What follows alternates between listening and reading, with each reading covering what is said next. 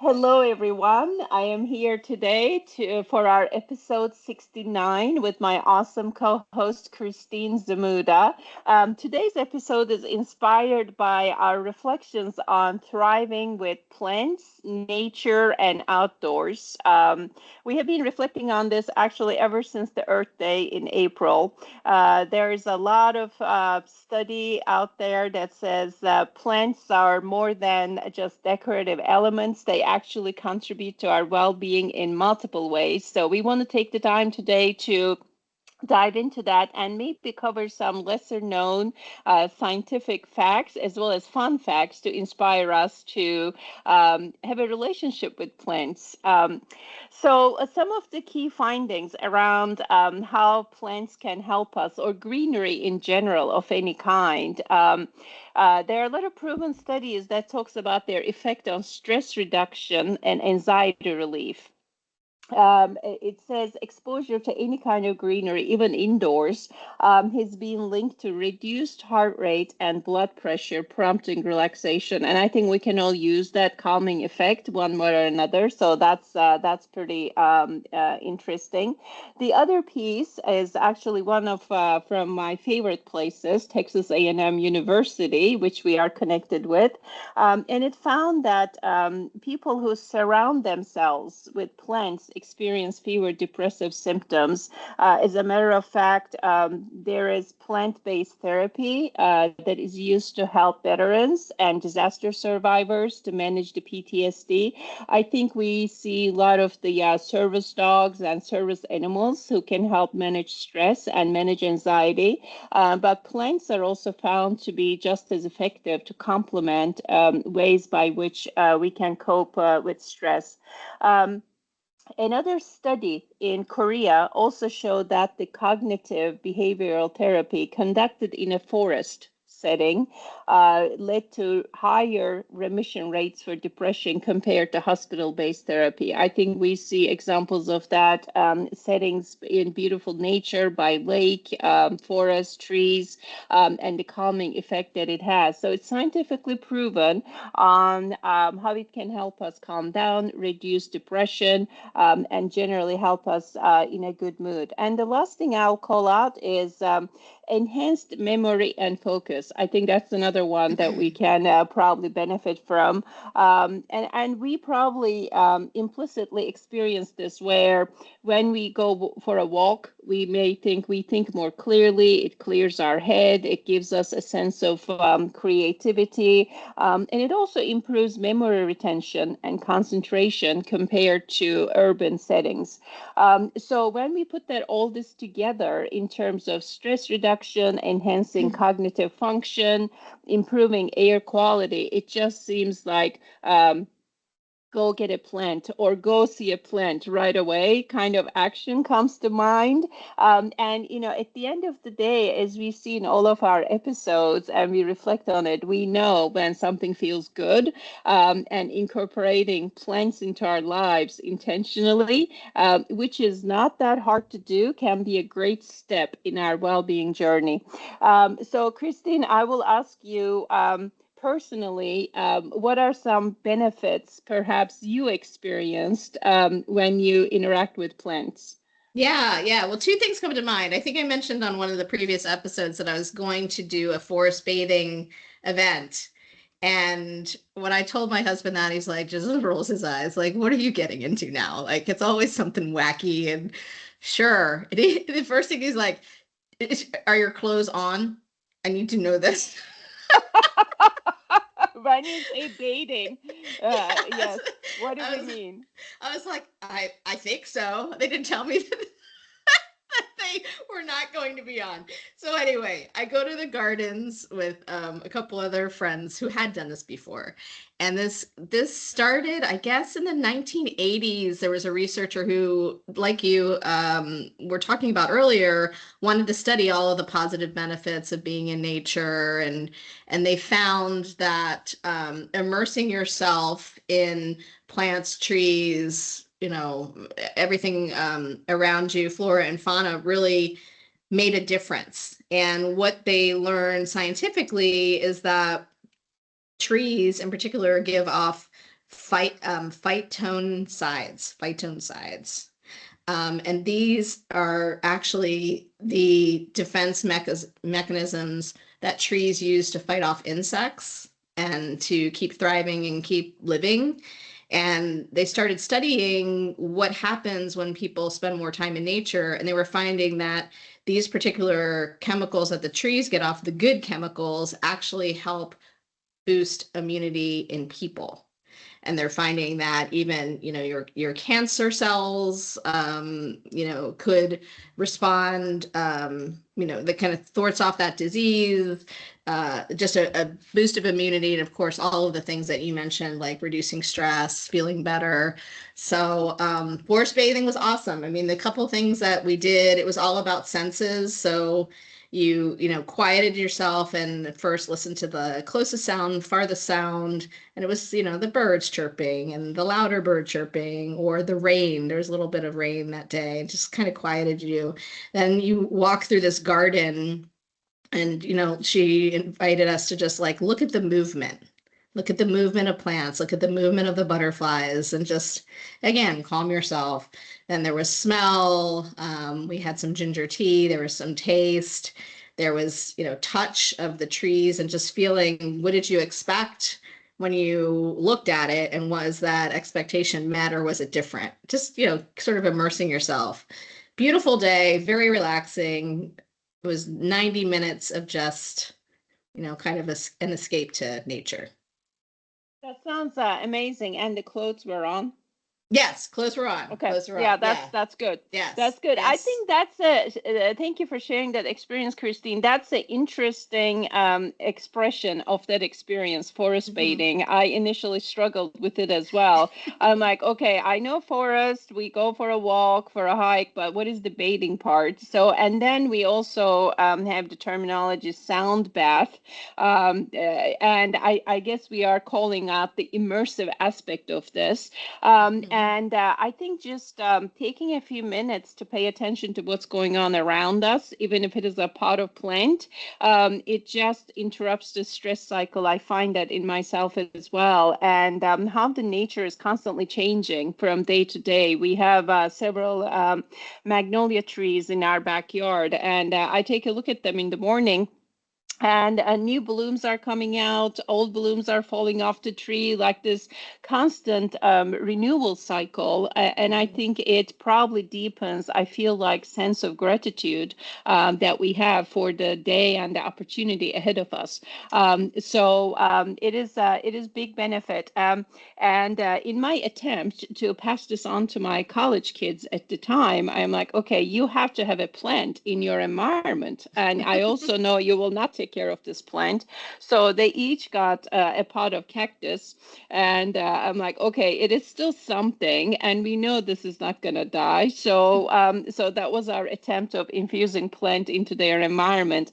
And I find even artificial plants can still have a positive effect. We Yeah. ended up moving them back home after college, and one of the artificial plants ended up next to our coffee maker. Very simple. We got it from Target, nothing too crazy about it. But I look at this plant and the greenness. I'm like, this puts me in a good mood as I make my Mm-hmm. coffee. And this is completely artificial plant. I am not going to try to make up and say this is this exquisite plant we are taking care of. It is not.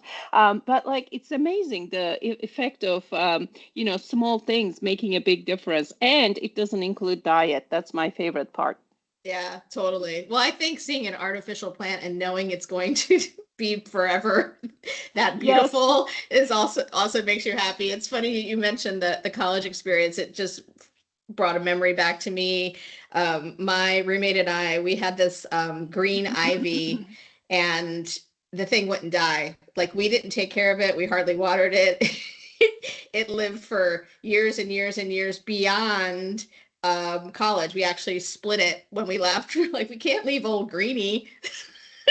So we took it with us, and it lived like with me for like another, I don't know, 10 years or so. I think I went away on a long vacation and finally just gave in, but Amazing. yeah, Amazing. Surviving beyond all expectations and keeping exactly. you company. Totally. You make a good point with the artificial plants. I think there is the assurance that it will be there for you day after day, Hmm. unless something very drastic happens. So that is maybe complemented nature with the artificial just to mix it up a bit. So let's talk about top plants for mental well-being. Some of these we are very familiar with. I will start out with some maybe that are less familiar to enhance our education here. So one is, which actually I don't have direct experience with these plants. I will be interested, Christine, if you have come across them. One is called snake plant, which is easy to care for, and it improves air quality, which can also enhance focus and relaxation. So that is different. Another one is spider plant. You have it? What does it look like? That's the snake plant. I didn't know what Oh, they look okay. like. It's kind of cool looking. I mean, it's yeah. I've never come across that. Right. So I think probably now after this, we go to a garden center or one of these places that Yeah. procure plants. I may And actually sound smart and ask about these plants as though I have yes. some gardening acumen. And just looking at the picture, like for our listeners, it's kind of just this like green plant with lots of straight up leaves. And I think the reason why they call it a snake plant is if you look really closely, it looks like a snake skin. There's like patterns on the leaves. It looks very much like a snake skin. Oh, interesting. Hmm. Interesting. We are learning something every day. So it's something to think about. I think a lot of these plants we are going to call out, they have just the element of greenery that is specific to them. Another one Hmm. for us to look at that I think is common, perhaps I didn't know that's what it was called, and we probably have seen it a lot, is spider plant, which is also known as a popular house plant. Also a contributor to purifying the air and creating a soothing environment. Again, it's one of those that just, I think, called spider because it just overflows Yes. from the pot and goes in a lot of directions with a darker green on the edges and a lighter green in the middle. Yeah, and that one I have had before, and you can take off the little shoots, like these little baby spider plants, and replant them, and then they grow like almost like ferns, you know? Yes, that's exactly right. And then as I am looking up what the plants look like real time, it pops up Williams Sonoma offers live spider house plant, 12 inches. So I did not realize Williams Sonoma offers also plants. So that's interesting. And another one I'll call out is Peace Lily, which is also known for its calming effect and reducing stress. So this is in addition to the quality is that we are also very familiar, I think, in general, calming effect of lavender, chamomile tea, jasmine, and I think some of them also being herbal teas.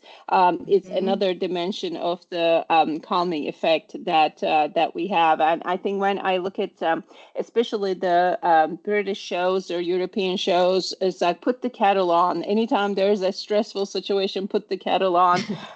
I think it's just interesting, another dimension of gratitude to look at these plants and see how much they are woven potentially into our lives in the way that we can consume, be healthy, as well as look at and enjoy them. Yeah, and the peace lily can live for up to 20 years. Oh wow! Yeah. And I think that one has the flower too, Hmm. lily Hmm. flower, right? It does. Yeah. Yeah. Very pretty. So, Christine, what are your additional thoughts on how we can incorporate those plants into our lives even more with intention? Any tips on that? Well, at one plant you didn't mention that I just love are orchids. And I love them for a couple of reasons. I mean, first, you can't deny their beauty and all of the different types of orchids that you can encounter are just like it's just staggering that they make me stop and just look at them. And then there's for some reason, well, not for some reason, maybe because I was already drawn to them, but I have just a connection with that flower. First, when my father passed away, a business colleague, friend of mine, um, sent me orchids, like a big Mm. orchid plant. And this orchid lived for 15 years and bloomed all the time. And it just like reminded me of like life goes on. And it's just a beautiful thing. And then my mom, what she does with her orchids is just incredible. So she will, once they, kind of bloom, she will attach them to her palm trees around her pool, and they get connected, and then they start blooming out there in Florida like most of the year, all year round. She has one palm tree that has over 100 orchids all blooming around it, and it is just something that is incredibly beautiful. So I love that, it's just the gift that keeps on giving, and they're just so pretty to look at. Wow, it's beautiful. Thank you, Christine, for sharing the story about your father's passing and the plant that went on to live on year after Mhm. year in his memory, in his honor. Such a beautiful story. And orchids are special to me as well. It's just, I think we take away different things when we look at flowers and plants. Orchids, for me, exude. A level of elegance, and you look at it, the beauty of it and the colors are pretty amazing. Actually, I just thought of a question I should ask you. Is your art inspired by flowers at any point in time? I know you use music a lot to inspire your Mhm. art. I am curious if plants and flowers come into play. Totally, totally. Actually, if you go to Art Gallery by Z, there's a number of pictures that are there that are flower inspired. I do a lot of art studies just to play with new techniques, and I'll do like 6 pieces on paper at the same time, and those are great opportunities to play with different flowers and colors and see how things interact. So yeah, flowers definitely come into it. That's awesome. Another way inspiration finds Yeah. its way to our lives, right? Hmm. So this section, I had a lot of fun actually looking up and putting together. This is about the surprises plants have for us, fun and interesting facts that we typically probably don't think about. So I will just run through them, and maybe Christine, you can share some of them with me. So the first one is. Apparently, bananas are berries, but strawberries aren't. So that is interesting to me. I would never have thought of bananas as berries, but apparently bananas meet the criteria for berries, while strawberries do not. So go figure. That's why College of Agriculture probably is a fascinating discipline. That's Um, that's one funky berry. it is a funky berry. I'm like, nobody thinks that. And when you get nutrition advice, it's eat berries. They contain antioxidants. Hmm. I don't think I ever hear bananas in that same sentence. Nope. Um, so this one is very interesting, Christine. This one is about plants can recognize their siblings. So Mm. some plants grow better when surrounded by their genetic relatives and will even share nutrients with them. I think this starts coming into what plants can feel, react to, and communicate with one another. And I think I've seen studies that speak to how plants share roots and soil to adapt and support the system. So this one takes it to a whole other level. That's pretty cool. I mean, that just is another example of how we are nature too. The parallels are really pretty interesting. Unless your family is dysfunctional and you need to take your roots somewhere else. But for the And most maybe part, that's it right. should Is work. maybe some plants will not do very Uh-huh. well near their siblings. That would be another study To I feel like, Christine, we got to sign up for a degree in agriculture. We have so many hypotheses that I know, we exactly. got to conduct studies around. That's right. I mean, just because sibling doesn't mean you are going to share the root system. That's a good point. All right. The next one up is caffeine is a natural pesticide. That sounds Mm-hmm. bad. Um, Coffee plants apparently produce caffeine to ward off insects that might try to snack on their leaves. I've So heard that's, this.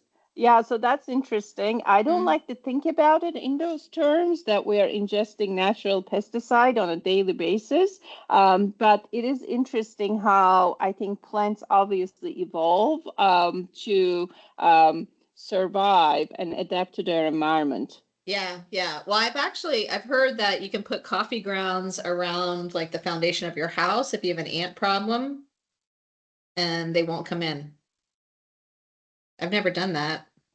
Fortunately, no ant problems, but it's in the back of my mind. Right, right. I think I heard that a little bit too. I may actually give it a try. The thing with coffee beans is the amazing smell that they have. Mm-hmm. That's very, very awakening, obviously. So I wouldn't mind to ward off insects with it as well in the process. Mm-hmm. Um, Another one is bamboo that grows incredibly fast, Mm-hmm. to the order of 35 inches in a single day. So that Mm-hmm. is a lot of growth in a single day. And actually, I am glad, I guess they do, because pandas eat a lot of bamboo. They eat tons of it. And I guess that growth helps support that ecosystem. It's just dependence of interdependence, I should say, of one species with another and how it all works together. So it's interesting. That is tremendous growth. Yeah, not good if your neighbor plants it and it spreads. That happened to a friend of mine. Like her whole yard became overrun with this bamboo. They had to like have a real serious talk with the neighbor. Oh, interesting. Yep. Interesting. Yeah, I think they may have to have their own space because we did walk through some bamboo setting or forests. I think it was in Mhm. Hawaii actually, and they seem to be pretty strong Mhm. and pervasive. So and tall, really tall. Mhm. Um, Mhm. so I guess be careful if you plant bamboo. What is it gonna do to your neighbor and the adjacent plants? That's a good point. Right. This one you may like, Christine. I think you probably already know this, that vanilla comes from orchids. It's actually a pod of an orchid called Vanilla plenifolia. Did you know Ooh, that? I did not know that, and I do love vanilla, so that's pretty cool. These are a lot of these facts I did not know. That is that I did not know vanilla comes from orchids. Talk Mhm. about a giving plant Mhm. doing so many things for us. Here is another example. This one I am curious. I think you have looked into this a little bit, Christine. Trees can talk to each other, meaning through underground networks. We touched Mhm. upon this a little bit. They share nutrients and distress signals when under Mhm. attack.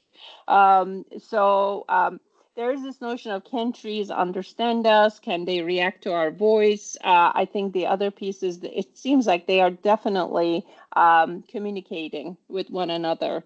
Yeah, yeah. Yeah. I've seen these clips, and this is what got me interested about, did trees respond to our voices? Do trees respond to each other? Saw this clip and two different ones of women talking to this very leafy tree, okay? And the branch is like right by her, and she keeps talking and she's like, "Come closer." Come closer. And the tree actually, in about 30 seconds, is coming closer to her voice. And I don't know if that's just like certain kind of trees. It sounds totally wacky. But then when you brought this topic up, I wanted to just look into it. And they say that, plants do respond to frequencies. Okay. And the frequencies for plants and trees needs to be in the 50 to 120 hertz range that stimulates movement. Our human voices are typically between 85 and 250 hertz in terms of sounds. And while they don't obviously have ears or a brain to really like, process sounds, they do have what they call mechanoreceptors that detect vibrations. And they've done all these studies that show, yes, it can promote growth. Yes, they can react to sound waves, plant dependent on their biology and what what kind of they say like stomata they have to react to sound. Crazy. It is interesting. I mean, I don't think we probably fully understand whether they are react or not, but I think Mm-hmm. what is probably fairly undisputed is they work together to adapt to the environment, and it is just interesting. Again, respect for the nature. We put a pool in our backyard, and then this was a long time ago, and we also had a very big magnolia tree in the corner that ended up going into its space. And of course, Mm. that didn't work too well. The tree was struggling. We did some, tree related nutrient therapy, as they call it. And then the roots just went in other directions. Probably went into the neighbor's yard, if I can guess. And then this tree now is totally thriving. I mean, I'm so Cool. glad we didn't give up on it.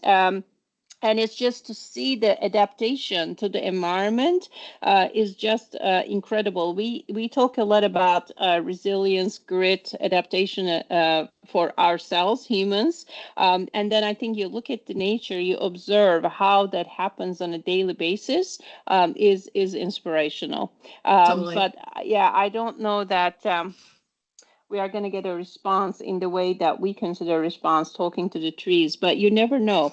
Maybe we'll advance to the point of being able to communicate with trees. um, the last fact that I will call out is sunflowers, which I love. Again, Mm. they are a joyful, I think, flower type because they remind me of sunshine, the yellow color. But apparently, sunflowers aren't just one flower. Each sunflower head is made up of hundreds of tiny flowers called florets, and they later become seeds. So Mm.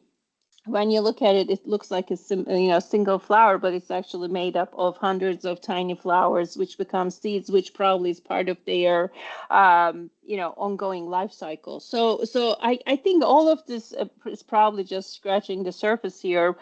Just shows how much there is to learn and appreciate about the nature around us. Whether you look at a spider plant, a snake plant, a cactus, or just take it on ourselves to study deeper. Just an amazing, nature unfolding around us every day. That is so cool. That is so cool. I didn't know that fact about sunflowers. And we've got this McKee Bescher sunflower fields that are in full bloom in July and August in my area in Maryland. And people go there because of the beauty and just the opportunity to take photos. It's really amazing. I've taken my painting and canvas out there and have painted sunflowers in the fields, and it is just amazing. But I never thought that a flower was hundreds or lots of flowers, a single one. That's crazy. Right, right. It is pretty amazing. So as our time winds down, what recommendations, Christine, can we share for ourselves and for our listeners to incorporate plants into our lives with more intention? What are your thoughts?